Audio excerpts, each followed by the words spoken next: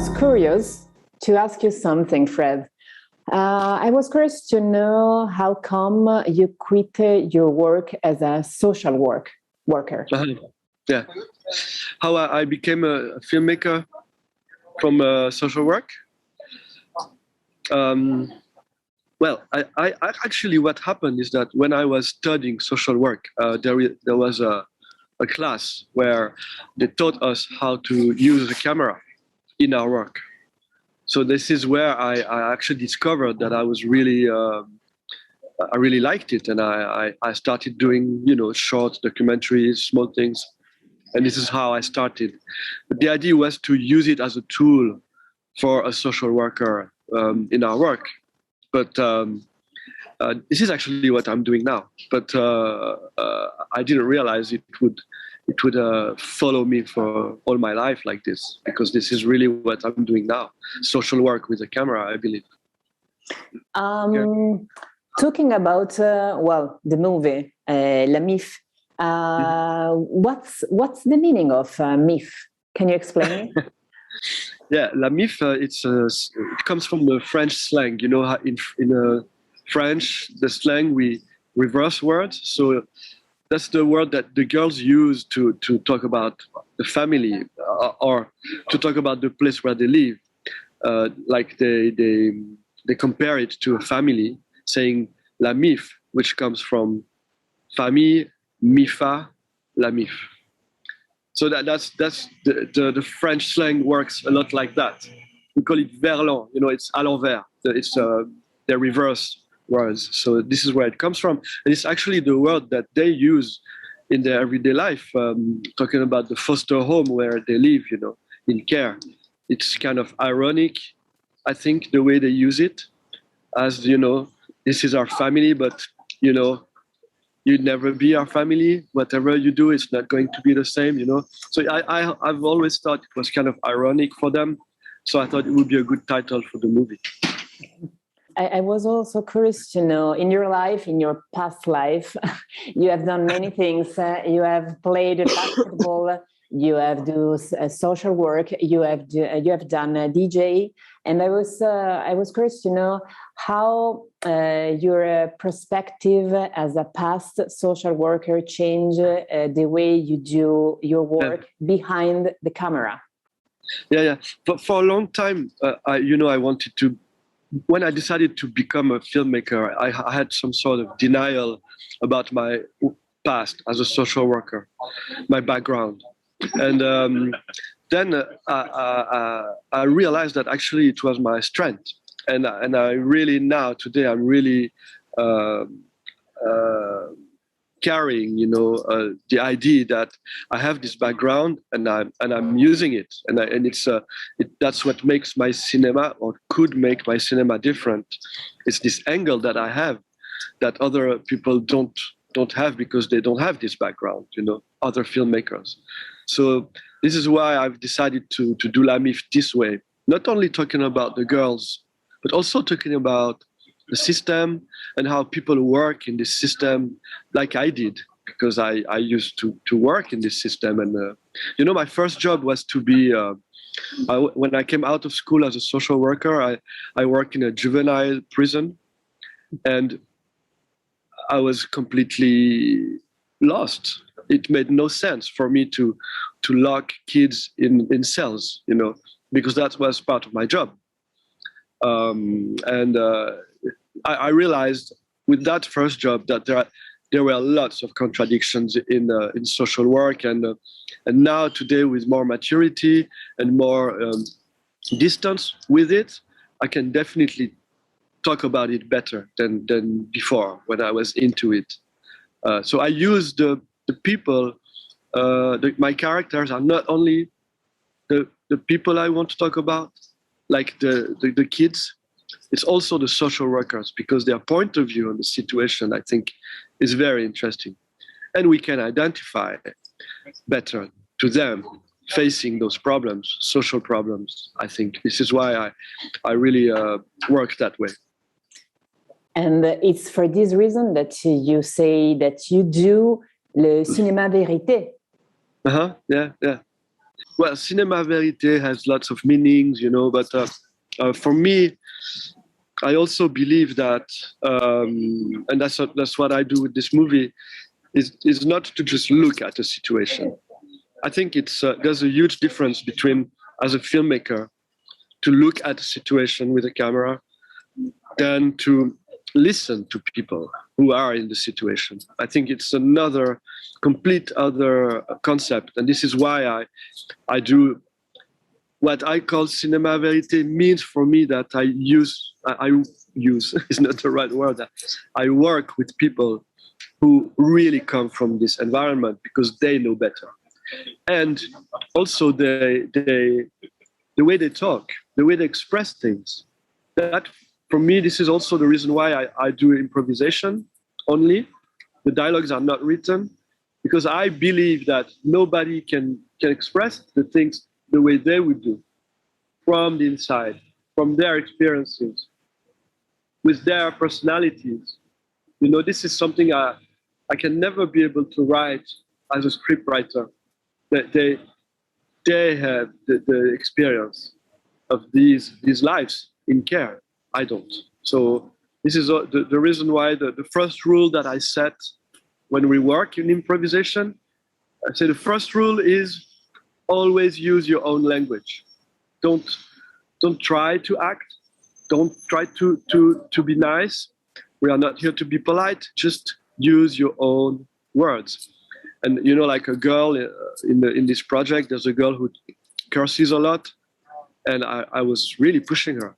Just don't be polite, please. Just curse, even more than you usually do. So this is really important for me, and this is for me the reason why we have this feeling of truth when we watch the movie. Mm-hmm. Yeah, while you were talking, I was thinking about how it's important to be authentic. And yeah. I was wondering, how did you, let's say, conquest their to trust you? Yeah, that's a good question, because that's the point. I mean, there would be no movie without the trust that we developed. And it took a really long time.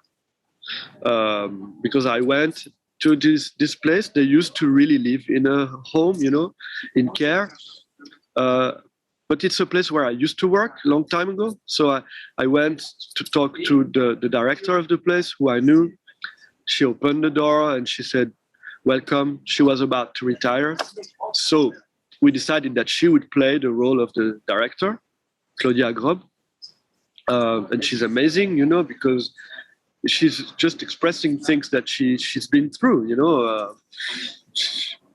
It didn't take her a lot of efforts, She was just herself. But in situations that are made up, it's completely fiction. But her personality is herself. And so then we, for like 2 years, we went there, spent some time with them, go have dinner with them, get to know them. Even if we didn't talk much, it was just being there, as another person from the place. And this is how they trusted me. So this is, and we did workshops with a lot of, improvisation games. We had a lot of fun too, really, doing those workshops. It was really something they needed to enjoy, to be able to, accept the idea of making the film. But there's another thing that actually they said yesterday. We had a screening in Zurich yesterday, and they said they actually didn't really believe it would happen. So they were quite cool about it. They didn't put any pressure on themselves. They thought maybe this guy is maybe it's just bullshit, this project, So then they didn't have any pressure, and they just came to the workshops, enjoyed, and maybe that will happen, maybe. And then it did happen, and they were really confident, because we had a lot of past together. We really built a relationship. Yeah. And there are many topics in this movie, in MIF. But one, let's talk about sexuality It comes up that it's super it's something that, how can I say, something like a taboo, you know what I mean? It is, definitely. Yeah.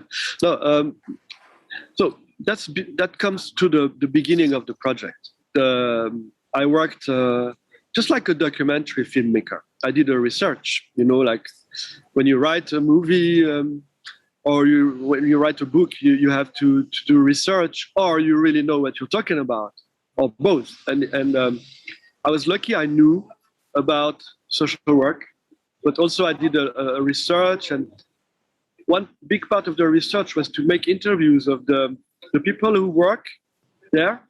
And it's actually Claudia who told me about this, about the fact that she's been working there she was a director of a home for 20 years, and she always had problems about that, coming from the politics, from the board members, from people putting pressure on her, just not to talk about sexuality.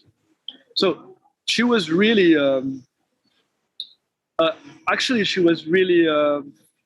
she has worked very hard for many years to make changes in the place she worked, so that it would not be a taboo anymore, so that people just talk about sexuality, and teenagers, because it's a reality. And she did that work for a long time, and she wasn't always successful, really. And since she told me that, it immediately inspired me for the story of the movie. But in the beginning, I wanted to talk about abuse. This is really the ground for this project, was that after the Me Too movement, I've met so many women really unbelievable, maybe 5 or 6 women who told me that they have been abused sexually by their father, uncle, or whatever. And their stories were so unbelievable for me that it was the first ground for my film. But I didn't want to talk about it as the topic of the film, because there are many films about it and it's very difficult to approach. But I thought maybe, okay, if I go into an environment where that could be part of the story, then that would be more interesting. So that's what I did. I went to see see Claudia, and through the interviews, ideas came, like this taboo about sexuality. And before saying you goodbye and thank you, I was also wondering, what's your, let's say, I think that your message is pretty strong to the institution. What do you hope they are going to maybe do for changing the system, which looks like kind of very old-fashioned? I do films. That's all I do.